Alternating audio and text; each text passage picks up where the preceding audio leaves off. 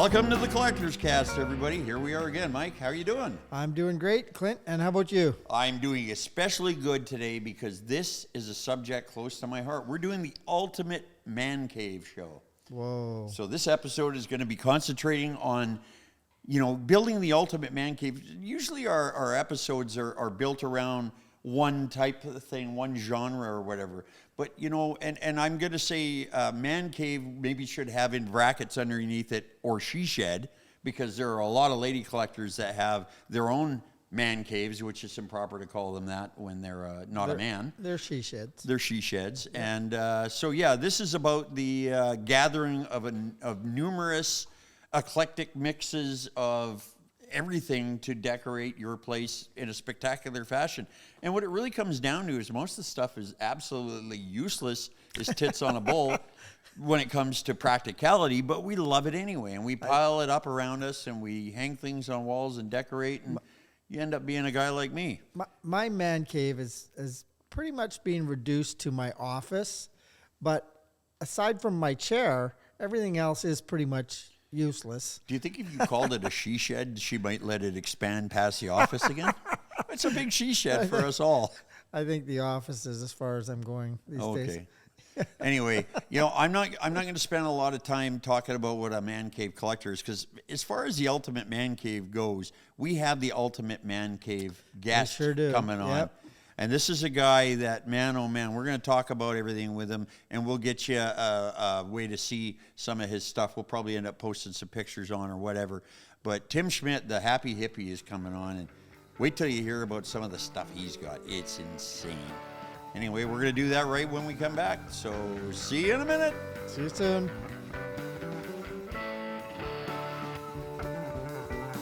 And we're back, and we've got our special guest on the phone. Of course, we're doing our Ultimate Man Cave episode. Who better to have on the episode, Mike, than the man with the Ultimate Man Cave? Coming all the way from King City, Ontario, Tim Schmidt, the Happy Hippie. Hello, Tim. Hey, how are you guys? Hey, Tim. Good. Pretty good, man. Good. How's the collecting going these days? Collecting's going good. We're just trying to get it organized now. Well, I saw, for those who don't know, Tim has one of the biggest man caves. How many square feet is that main building there, bud? My main the new building is 51,000. That includes the mezzanine. The building that we live in is the floor space, I believe, is 12.6. And then I've got another probably about 4,000 to 5,000 square feet of mezzanine up here. Yeah, 12. So that one being over 51, you realize an acre is 44,000 and some change, eh? That's a lot of that's a lot of dusting. Yeah. It's going to be nice and clean. Trust you me. Who does the dusting? Oh, we got dusters. Trust you me. Well, it's an amazing collection, and you're a very eclectic guy too. You kind of jump all around like me. You're not just centered on any one thing. Do. No. Yeah, like motorcycles, cars, signs. Bikes. It doesn't matter what it is. If it's automotive or bike related, I'm into it. Mm-hmm. It just has to have that cool factor, really. Yes, absolutely. You're absolutely right. If I see something cool that I don't see too often, like I never seen that before, I need to have that kind of thing. Yeah, I'll go out and I'll buy it. I always say that it's the old Mike Wolf from American Pickers line. When you've never seen something before, that's the time to buy it. That's right. You're absolutely right, and you'll regret it. You'll regret it afterwards if you don't buy it. How many nights have I spent tossing? Because I've regretted it a few times. Me too. Tossing and turning. I've regretted it a few times. And sometimes I go back the next day, and the guy looks at me and goes, "I knew you'd be back." But it happened to us this summer. We went to it was like a flea market, and we just had got there, and we see this guy. He's got some really cool stuff. I asked him the price. I said, "Okay, I'll be back." By the time I got back, that piece was sold. Gotta hate when that happens. Yeah. Oh. No joke. It hurts, eh? Like for a real collector like you or me, like it stings. Yeah. It's like a punch in the gut. Man, why didn't I just get it when I had it in front of me? Right, exactly. You're absolutely right. I did that a while ago, guys, with on Marketplace, a sailboat painting, and it was really, really cool. Sailboat in a storm. Mike's a big boat guy. Yeah, and Okay. and the guy said, "Well, just $50 and it's yours." And I was like, instead of just sending a message back, okay, I like, geez, huh? And then 15 minutes later, I sent him a message back. He goes, "Oh, sorry, it's gone." 15 minutes. Jeez, Yeah, and I'm like, what was wrong with me? That's yeah. not even fair. Yeah. Yeah. Hey, how about you? Are you a boater at all? You got cars, bikes, and everything else. You got any boats? I got jet skis. I got a couple of jet skis. Jet skis? Well, those are. We got a guy next door who's got one. We call it his boater cycle. Yeah. So, can I ask? there you are. Yeah. I was going to ask you, Tim. How long have you been collecting now? I guess I started collecting around 95, 96, but that was I had just started collecting Jim Beam decanters. Ah. That's when I first started collecting. You know what's funny is people don't put a lot of value on those Jim Beam decanters. I see them come up, but people who know, they make them in shapes of cars and trucks and just awesome looking. That's all ones. I have. I probably got about 100, 110 pieces Jeez. of Jim Beam decanters, all different ones. Fire trucks, tanker trucks, trains. And then it went from there. Then what did that evolve Yeah. into? What did the Jim Beam decanters evolve Then I into? got into Hot Wheels. Ooh, Hot Wheels. That can Then get I got expensive Hot- when you get the old red lines. Yes, you're absolutely right. It does too. Like I'm looking at a collection right now. I think it's like 70 or 80 pieces. And the guy wants like $9,000. Wow. And I go, wow, that's a little bit much. Well, But again, it's all Volkswagen buses.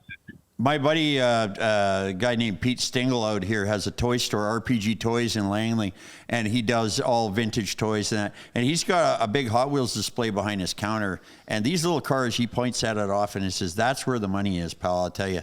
Yeah. You know, hardly No, there any is. inventory to lug around, and it's some of those little cars are just crazy priced. Listen, there was one I saw. I was reading top 5 prices. I think it was over $45,000. That's probably for the one pink. Hot Wheel. That's probably the pink Volkswagen with the surfboard. With the 2 surfboards. Yeah, They go whatever it inside. is. A guy had one a while ago on Pawn Stars, and he wanted around 45 or 50, if I remember right. Yeah. But yeah, there's some rules. That would be your basic holy grail of Hot Wheels there. And What makes that Hot Wheel so valuable? Is it just because it's that rare? yeah, I don't think it was It's ever that released rare, to the and it's market. because the surfboard didn't lay on top of it. They went in the side. They had slots in the side of it Yeah, where the surfboard stayed in. yeah, and it was a different style of a bus or something, I think. Right. Yeah, Exactly. which they made a limited run, and I think that pink one they never even released that color is why it's so special. But I think there was 2 of them. Don't they exist? yeah, well, Wow. that'd make them valuable for sure. And now, speaking of toys, I follow you a lot on social media. I watch your Facebook and Instagram stuff, and the Happy Hippie is a character. I follow your progress. And just the other day, I was talking to you on there. You bought a huge collection of toy trucks, massive Yes, collection. I did. And Big, massive, and it's still not done yet. The gentleman that I'm purchasing the stuff from, he's really thinning out. He's getting older, so he wants to eventually get rid of it all, but he's doing sections at a time. So what he'll do, he'll go into his main barn, take out the stuff, he'll put them in these 2 big shelves, and then I go by, he'll call me up, and he says, "I got 2 shelves for you." So I go over, and then we him and haw on the price, and then we end up making a deal. And I end up coming back 3 days later. He's got everything packed up for me, and I'm ready to go. Oh, sorry, Mike. Is he kind of baiting you, Tim? I don't know. No, but I'm doing good. I think I'm doing really good. You know what I get out of Tell you that the story, Tim? What I get out of that is that people have a process of letting go. And if he's an older guy that's collected for a long time, He really does. He really did. Yeah. It took him a while, and then he still got a whole bunch of tin toys. oh, okay, like the old You Japanese saw tin. my collection. Yeah, no, all the old Are you talking pressed steel stuff? pressed steel stuff. Yeah. Yeah, like the Minitoys and the old Tonkas Right, and everything. all those. He's got a real big collection of that stuff. That even the kids ride on one. Yeah, my producer Early flashed me a note asking about bikes. How many Harleys do you have? Harleys, I probably got about 12, I think. And then motorcycles overall, because you've got other brands. And too? then motorcycles, and then I've got Japanese motorcycles. I've got European ones, Ducatis from all over. I probably got about 65, 70 of those. Jeez. Yeah. I just bought, I think it was 6 bikes. One of them was a Kawasaki 1100 RX or something. It was only made for 1 year. Yeah, I think I just I saw something I about just one scored of those one of recently. those, and then I also, in that collection, I got a KZ 900 or a K900. KZ I don't know. 900 I know was... That was my first bike ever when I was a teenager. I had one. I didn't have a license. I was working on it. I ended up rebuilding the motor or something on it. I used to ride around the neighborhood with no plate. But that was a fast bike. That'd put your hair straight back, man. Where do you that keep? was the Widow motor back in the day. Yeah, Tim. Where do you keep them? Do you keep them all in an assembled collection? Do you have a special garage for them? Just the bikes, you mean? Yeah. Oh, no. Well, I do have my Harley barn, what I call my Harley barn. I've thinned it right out because I did have a lot of my Japanese bikes over there. Now my Japanese bikes are in my new building, and they're all up on my mezzanine, up against the glass. So when you walk in, you'll actually see every one of the bikes. You'll see a bike, gas pump, bike, gas pump, bike, gas pump. And I think there's like 40 or 45 of them upstairs. Yeah, but you know what? We're going to definitely we're going to have a poke around and borrow some of your pictures, if with your permission, and put them on our Collectors Cast page so the listenership can see what we're talking about here. For those of you who haven't seen, and you've been on TV a few times, I'd heard of you long before I met you because you were on an episode of the Guild Garage. I remember David Granger came out there. Yeah, actually, and then we just did a big YouTube with some guy from the UK, Shmidt 150. He's some big YouTuber in the UK, and he came over and he did my place. He was just blown away with what he saw here. Is he a collector guy, or is he just going around looking? Yeah, he's a collector of cars, but it's more high-end cars. All the hypercars, Lamborghinis, Ferrari, McLarens. Sorry to interrupt. You got a lot of hot rods, but you are also guilty of owning some supercars as well. Oh, absolutely. No, I've got myself a Bugatti. I've got a couple of McLaren P1, which the wife is always driving the P1, and I'll be driving the Senna. We got a couple of Rolls Royces. There's a Porsche. There's a Mercedes SLS. Yeah, I've seen some pictures of your hot rods before. You got a lot of nice old iron too. Do you have some type of a schedule you go by getting in all your cars, or do some just not? I do drive them all. You drive them all? Yeah. No, I do drive. I try and drive all of them. Yeah, that's a tricky thing. As long as I get them out at least once or twice, like at my driveway, at least my driveway is like a half a mile long. So even if I take my car up and down the driveway a few times, at least I'm getting, the oil moving around and stuff like that. Well, yeah, they need to be ridden, driven. We know that. The worst thing for a vehicle is sit. Yeah. Time is the enemy. Hey, Tim, I don't want to go backwards in our show, but I have to ask you a question. Do you have any race bikes, like anything like a John Britton race bike or Honda HR? No, I got a Honda CB. What's the CB 751? Yeah, okay. I got one of those. Are these and then I got a couple of older Ducatis.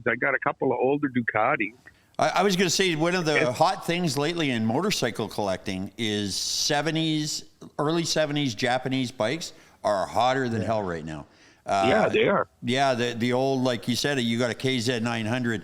That bike is suddenly pertinent again. These old Hondas and Yamis and Suzukis, they're starting to look really cool. Because you look at them now and they don't even look like, for some reason growing up, they always seemed kind of cheap or something compared to a nice Harley. But now I look at them and they got all the chrome on them and cool paint jobs. I'm waiting for a new bike. I ordered actually a brand new Goldwing.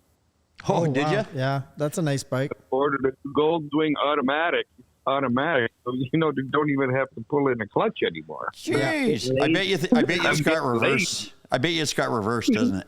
Yeah, it's got reverse. It's got everything. It's got heated seat, handlebar warmers. It's got, what else could you ask for? For the old man, I think that's just the way to go. They're fast too. Hey, you know what's funny is I always saw you in interviews and stuff, and before I actually met you, you were here at my house, and you always dress in tie-dye. And you got kind of the long hair and the beard looking, a lot like Rick Fairless, the bike guy from Strokers Dallas. And I mentioned something one day on his page about you, and he went, "Oh, my old friend Tim Shmidt." So I didn't realize, but you've met him before? Well, he did the design on my Volkswagen VW that I have. Oh. I got a Volkswagen Beetlebug, and it's all done in. We were in his place. Yeah, we actually went to his place, but he wasn't there. And then I ended up phoning him up. I was in Toronto, and I asked him if he would design something for me on my Volkswagen, and he said, "Yeah, no problem." Well, that is a cool story, but I guess what I was really trying to hunt down and figure out was it him that copied you or you that copied him? Because you guys are rolling the same look.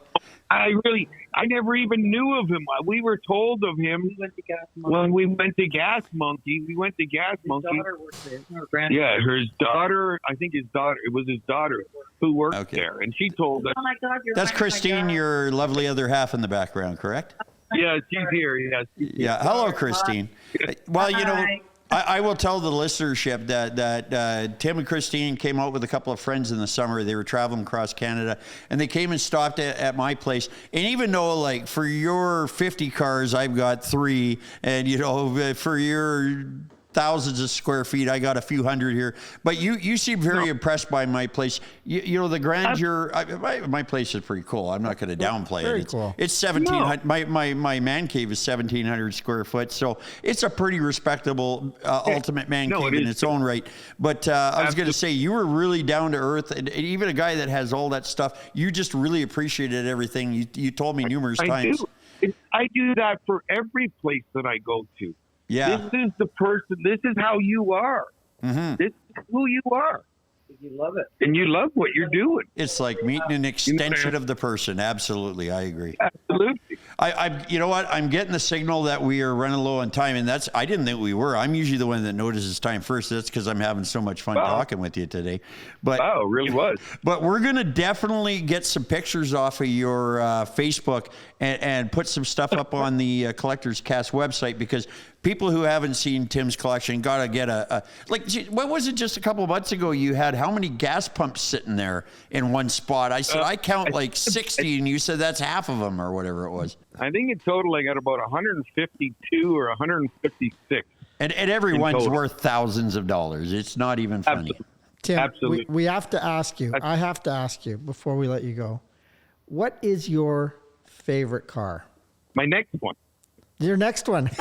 Good answer, pal. That was a great answer. We've never had that. Yeah, that's cool.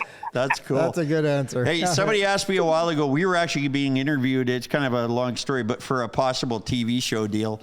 And the guy asked a really hard question, which was, what's your holy grail piece that you look for as a collector and a picker? And you know, it came to me that it's really, you don't know. I don't know what my holy grail is until I see it. Because every time I walk into a flea market, be the next one. Yeah, it's wherever they're selling junk, I don't go in mind to find any one thing. It trips over me. The stuff finds us. Let's agree on that. Absolutely. Well, and lately it's been finding me more and more. I don't know what it is. You, my friend, have pretty deep pockets, and you definitely live life to its fullest. You're my hero. You're one of my big heroes, I tell you. Never stop being you, and you guys just keep having fun with it like you do, and you'll never have a sad day in your life. We try not to have sad days. Let's put it that way. Awesome. Well, you got to breathe in the good stuff and exhale the bullshit. Yeah. There you go. I know all about exhaling. No bad days with a couple of McLarens. No. And nobody's going to listen to you if you complain either. All right, buddy. That's right. Hey, you've been a fantastic guest. This has been Tim Shmidt, the Happy Hippie. We're going to go for a break. Happy Hippie _ Tim. Happy Hippie _ Tim. _ 66.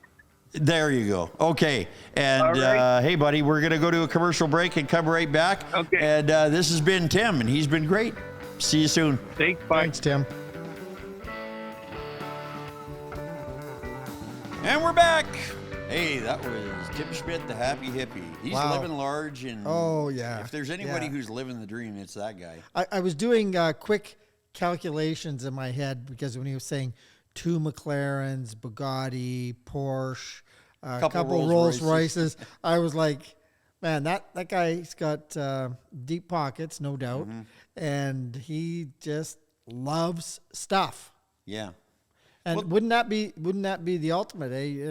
Lots of money, and you could buy all that stuff. Keep yourself happy. Well, sometimes you think of rich people and like extremely wealthy people, and you picture in some avant-garde big mansion somewhere, plain white walls with one weird sculpture in the middle of the room or something. I couldn't live like that. That's just utterly boring. It's interesting. Here's a guy, deep pockets. I Just know some living his wealthy own guys. dream. I know some wealthy guys, but I don't know any as cool as Tim, because if you have that much money and all you do is buy fun and toys and have fun, that's pretty cool to me. He's earned it. He worked hard all his life. Yeah, and the cool thing was that he said that he doesn't he goes looking for nothing in particular. Yeah. And just he sees something that's cool or he's never seen before and he Yeah. wants it. Yeah. And I'm And it's very good much to know like that. for the rest of us that a guy like that with deep pockets sometimes walks by stuff and passes it up Yeah. for the rest of us. Yeah.